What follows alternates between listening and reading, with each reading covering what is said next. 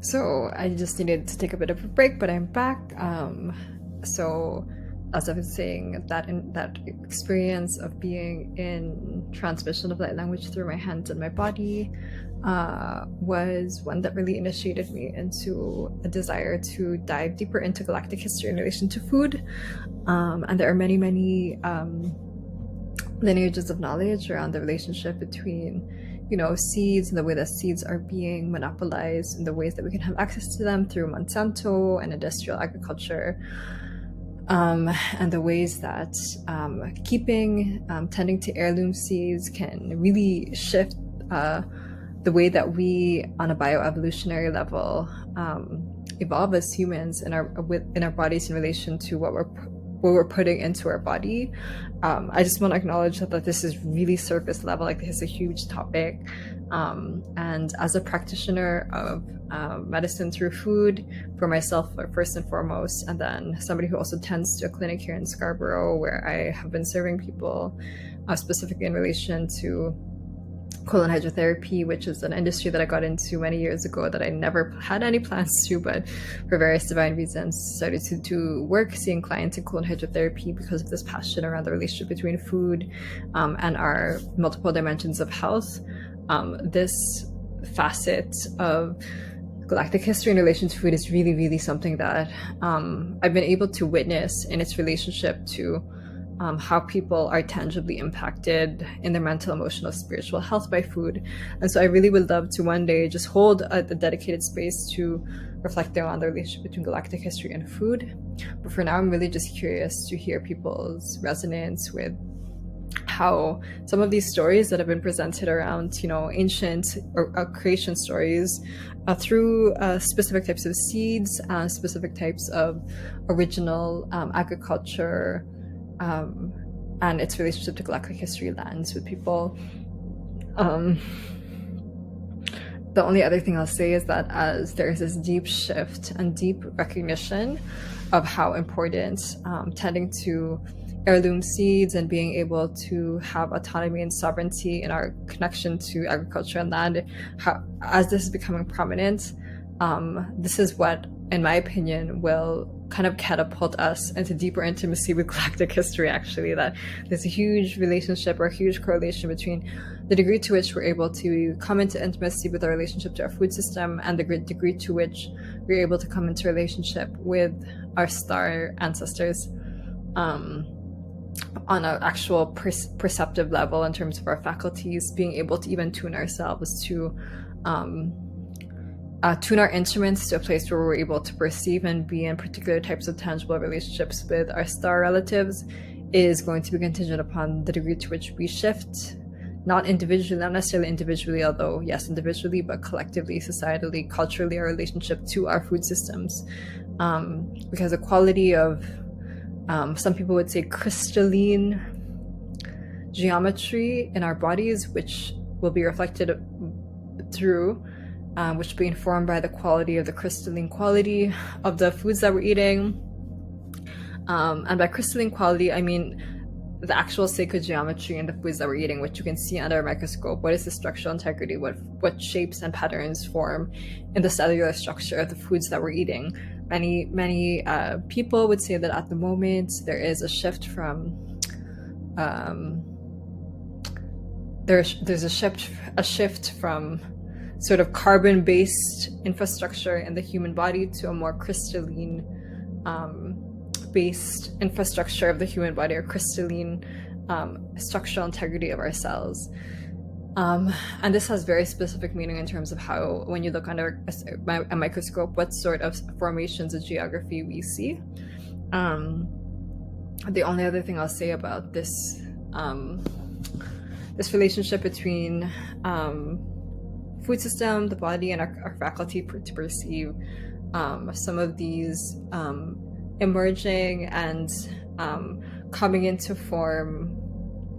these emergent formations of our star relatives in the form of actual things that we can perceive, beings that we can perceive, and also in relation to awakening sort of faculties within ourselves that reflect the gifts of psychic capacity, one of the things that comes up in a lot of the materials of different people that I read who I do resonate with is the presence of iron. So I'll actually I'll note 3 different people, and I'll reference them in the email that I send you. But there's 3 different people who have done work around the presence of iron in our systems, iron toxicity, and the sort of the presence of iron as a mineral in our systems as something that can detract from us being able to attune to some of the gifts that can awaken our perception and our psychicness. And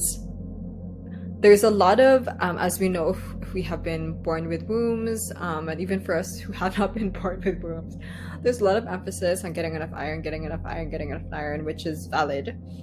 in a certain way. And then there's also this whole question of like, wait, what is iron? How do we digest iron? How do we actually metabolize it so that our bodies can use it properly? And that's a whole science that I won't go deep into right now, because I feel like I would not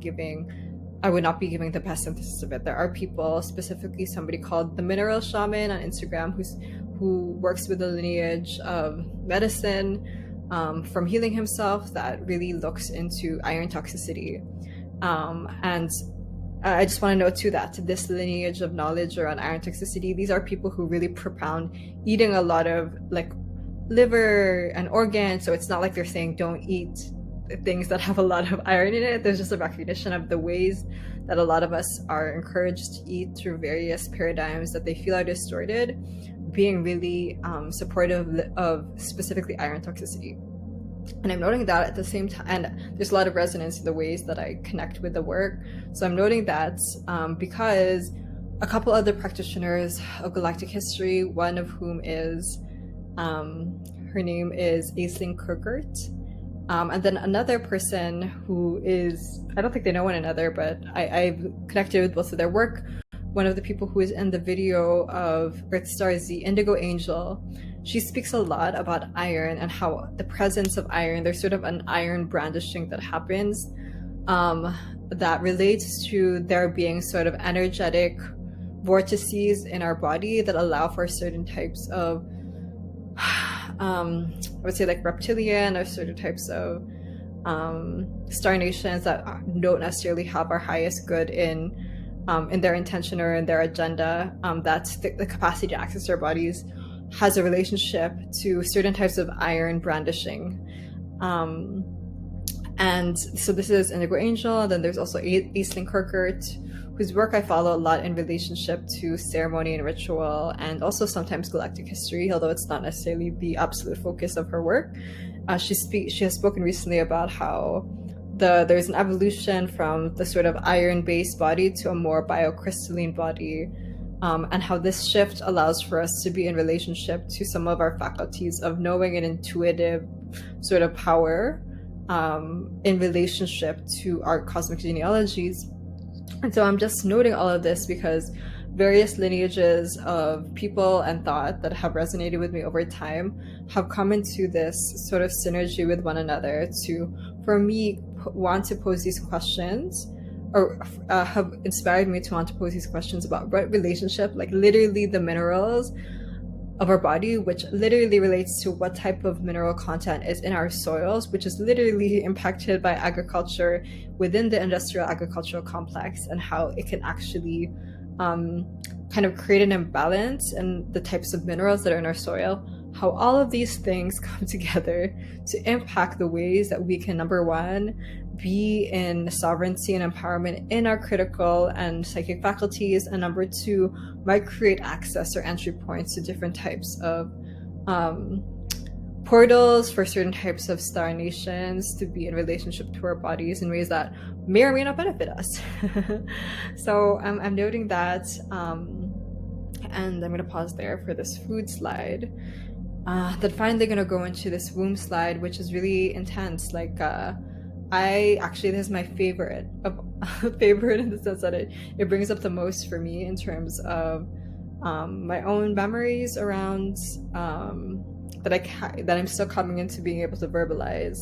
But there is a lot in these two resources, and also that I invite you to just tune into your own body to receive the information you need to receive based on your lived experience throughout lifetimes of what forced breeding programs might mean to you. And I would go as far to say that this is something that has impacted all of us in different ways to varying degrees. But the reason that I mention it here, and that I think it's actually so foundational, I don't think I know, is because I'm a legacy of it. Not even in the sense that I can specifically share memories about being part of forced breeding programs, which many people can. I can't say that I can, but because we are a legacy of coming through the birth canal, through the womb. And any sort of way that there's regulation of the womb or over the womb space is literally a regulation of star nations. It's literally a regulation of sort of the cosmic portal, the cosmic gateway, the stargate through which star nations can be birthed. This is how important the womb is. And so, as somebody who has been diving into a lot of study over the ways that the womb is being regulated, in ways that really supersede a lot of even the woke left politics that I'm part of. Like, I'm part of this lineage of like really wanting to be tuned into questions of how to be an advocate of women's sovereignty over their own bodies. There's also a lot of different ways that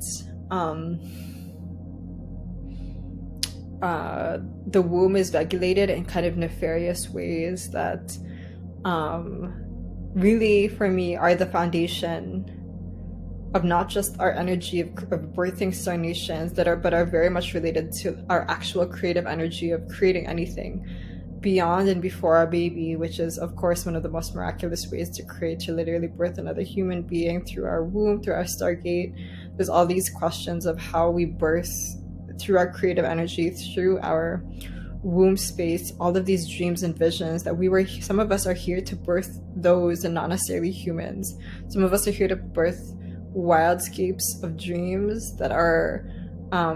so much beyond just a human, although just a human is a miracle, and I wouldn't say just, but like there are some of us here to birth them. All of us are here to birth dreams that are beyond human, and the womb space, in its anchoredness and in its foundationality to being the space of birthing, also visions, also cultures of regeneration, also dreams of art making, all of these things. When our womb spaces of people of all genders, because we all have womb spaces, energetic, if not physiological wombs, when these spaces are regulated, when there's legacies of enslavement, legacies of forced breeding, legacies of forced unconsensual activity in these parts of our bodies, and energetically and physically, there's also a way that will deeply impact the ways that we're able to birth these beyond human and other than human beings that are our dreams in relationship to maybe like stewarding a farm or like all of these other things. And so I just want to share here that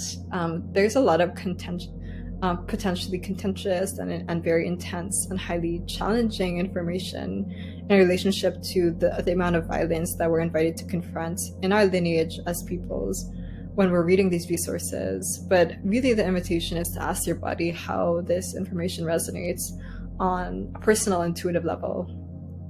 And to know that, again, these resources are not here to enforce you to believe them, but they're really there to be a presentation of a possible timeline that upon awareness of can bring you into possibilities of you choosing what resonates for you and how that might hold teachings for you. So that's what I want to share. Maybe there's a few more personal things that I would share outside of this recording, so I'm going to leave it there for now. But thank you for being present with this recording. Again, welcome my questions and comments, and wishing you just all of the support and integrating any of the sensations and information that comes up for you as you sit with these reflections. Salamat for listening. And I also want to invite, as you close from this, just to know that you're invited to like really let go of or release anything that is not for you to keep in this information, like to really discern what is for you to keep. And on an energetic level, you know, every single digital space, when you open up any YouTube video, when you open up any presentation, any sort of web page, it's a portal. So just inviting all of us to close our relationship to this portal in a good way, to know that any ties that we have to this portal that we've just created together are closed, and that we're not bringing anything with us that we don't need to bring. To really feel into that release is an invitation that I have for all of us, myself included, as I've opened this portal, just releasing anything that is not for me to keep. And affirming that I get to be in full sovereignty as I continue on from this time of being in presentation with you. Salamat, thank you.